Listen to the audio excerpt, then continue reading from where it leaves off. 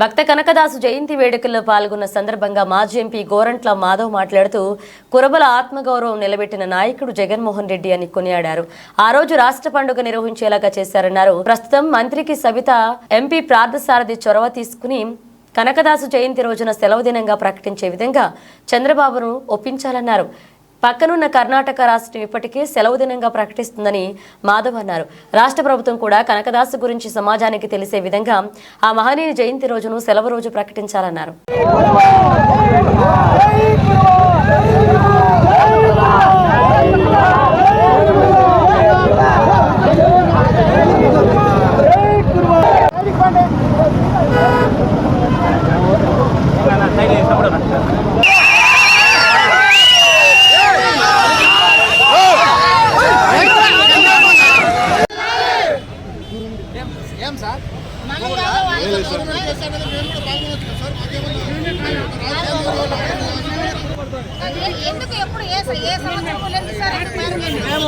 మా ప్రభుత్వ హయాంలో మేము మంత్రిగా ఉన్నప్పుడు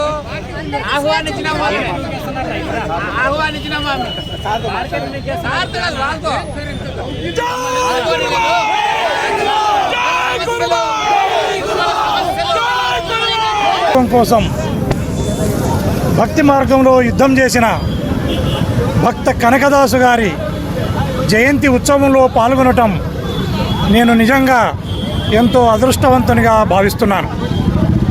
ఈ సందర్భంగా ఒక్క విషయాన్ని రాష్ట్రంలో ఉన్న కురువలందరూ కూడా గుర్తించాలి.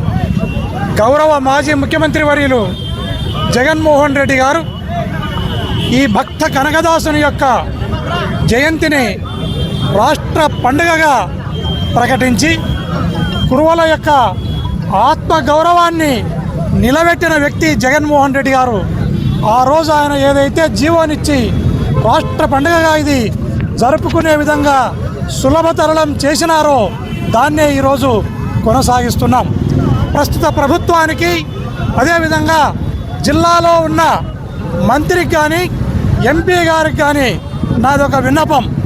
కర్ణాటక రాష్ట్రంలో ఏదైతే ఆ రాష్ట్రంలో సెలవు దినంగా భక్త కనకదాసుని యొక్క జయంతిని సెలవు దినంగా కర్ణాటకలో ప్రకటించడం జరిగింది.